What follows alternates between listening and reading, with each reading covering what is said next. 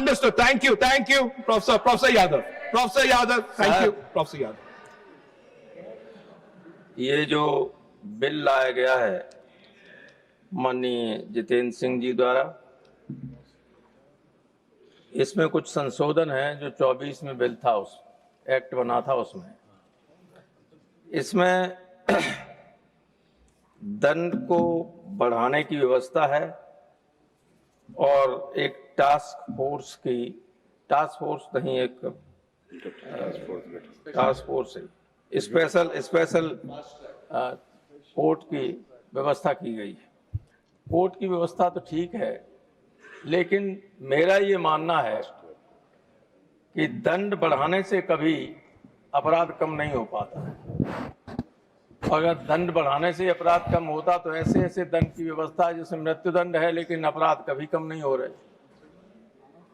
ये एक ऐसा सिस्टम है जिसमें बेसिकली ये गलती हमारी सरकारों से हुई है। पहले राज्यों के हाथ में था पीएमटी प्री मेडिकल टेस्ट या कंबाइंड प्री मेडिकल टेस्ट, इतने घपले नहीं होते थे। अब ये इतना बड़ा सिस्टम कर दिया है इन्होंने, 13 भाषाओं में पर्चे छापे जाते हैं, ट्रांसलेटर्स होते हैं, अलग अलग प्रिंट होते हैं, पेपर सेटर अलग होते हैं।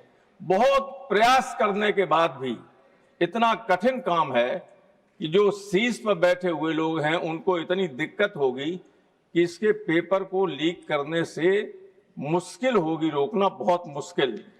इसलिए मेरा ये मत है, सुझाव है कि पहले की तरह नीट को, राज्यों को नीट की बजाय राज्य अपने तरीके से करें।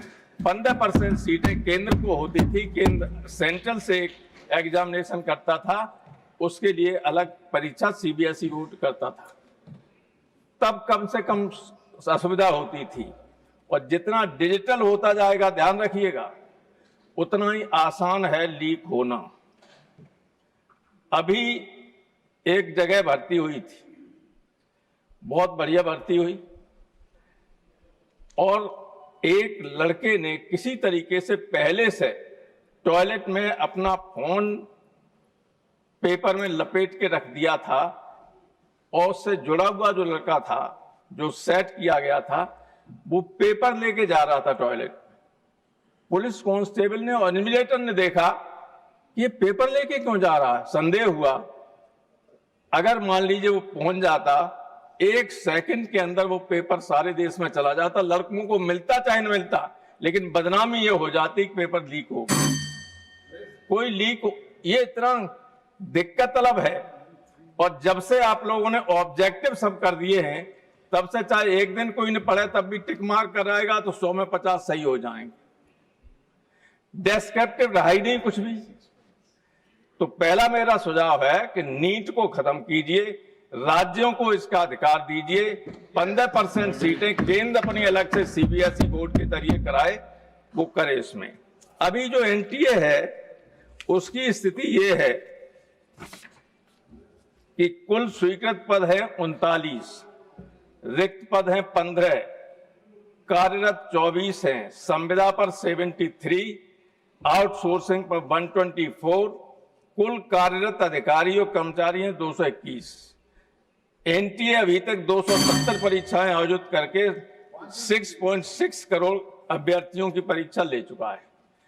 अब ये जो आउटसोर्सिंग वाले हैं, जानते हैं कभी भी हट सकते हैं, कॉन्ट्रैक्ट वाले जानते हैं कभी भी हट सकते हैं, इनकी कोई ज्यादा जिम्मेदारी अपनी महसूस नहीं करते, लूट सके तो लूट। Yadav please conclude. तो आप कैसे रोक सकते हैं? सारा टाइम इन्हीं को दे दीजिए, सारा टाइम दे दीजिए, हमारा टाइम वो भी BJP. So one speaker, okay, one speaker. अच्छा, दूसरे वन स्पीकर 10 मिनट, एक 6 minutes 10 minute sir, please sir, others have been given 10 minute, please कोई बात। Let's not argue please.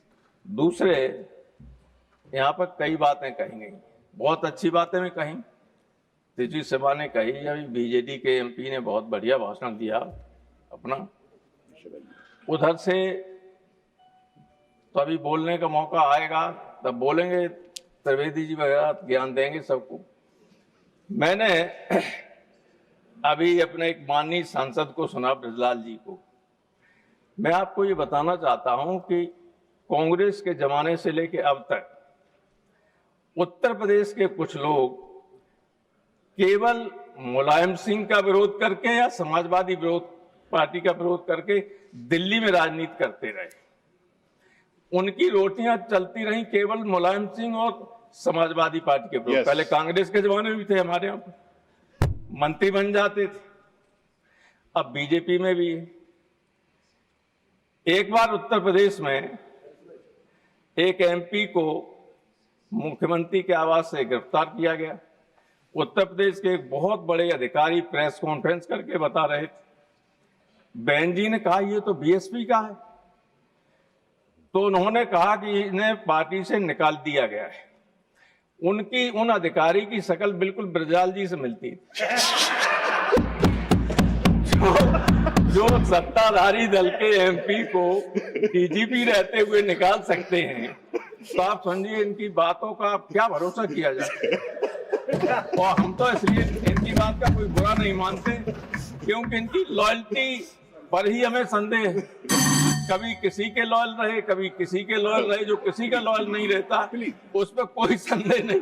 मैं अलाउ करूंगा। इसलिए इन्होंने जो कहा इसको मैंने अदरवाइज नहीं लिया, क्योंकि इसको कोई आदमी सीरियसली ले नहीं सकता। इसमें 90% बातें गलत थी। एक बात ध्यान रखिएगा, जो आपने कहा कि मुलायम सिंह ने ये कहा था, तब भी एजुकेशन, तत्कालीन एजुकेशन मिनिस्टर जिन्होंने ये कानून बनाया था कि लड़के लड़कियां नकल करती पकड़े जाएंगे, हथकड़ी डाल के ले जाएंगे, आपको मालूम क्या हुआ था? जब चुनाव आया तो समाजवादी पार्टी के उम्मीदवार ने तत्कालीन शिक्षा मंत्री माननीय राजनाथ सिंह को चुनाव हरा दिया। लखनऊ यूनिवर्सिटी के स्टूडेंट घुस गए और चुनाव हरा दिया, और अब स्टूडेंट से धर्मेंद्र प्रधान को हटा दिया। तो अभी भी नहीं समझ पाए कि लड़कों में क्या ताकत होती। इसलिए मेरा आपसे अनुरोध है कि सिस्टम को चेंज कीजिए। वैसे भी हेल्थ नड्डा साहब राज्य सरकार का राज्य सूची का विषय है, ये उन्हीं को करने दीजिए, क्योंकि ये सर पे इतना सब वोट लिए हुए। 15% सीटें अपने हाथ में लीजिए, सीबीएसई से चुनाव कराइए, सिस्टम को ठीक कर दीजिएगा। बहुत बहुत धन्यवाद। बहुत शुक्रिया। श्रीमान I'd allowed them also. तो इसलिए कृपा करके उस नाम को निकाल दीजिए, क्योंकि मैं नहीं था। अगर मेरा नाम लिया गया तो मैं उसको कहता वो 100% गलत है। We'll examine it. और एक चीज और श्रीमान जी, जब वो एक्ट बना कल्याण सिंह जी लाए, सुनिए, तो कोई हथकड़ी नहीं लिखा जाता, हथकड़ी लगाई जाएगी। That case was cognizable and non-available, not a हथकड़ी. It is never written in any act. In any act. Thank you. Thank you. उपसभापति महोदय, Dr. Britas had sent me a message. Dr. Britas sent me a message. He wanted to say something. Anyway, Shriman Praful Patel ji.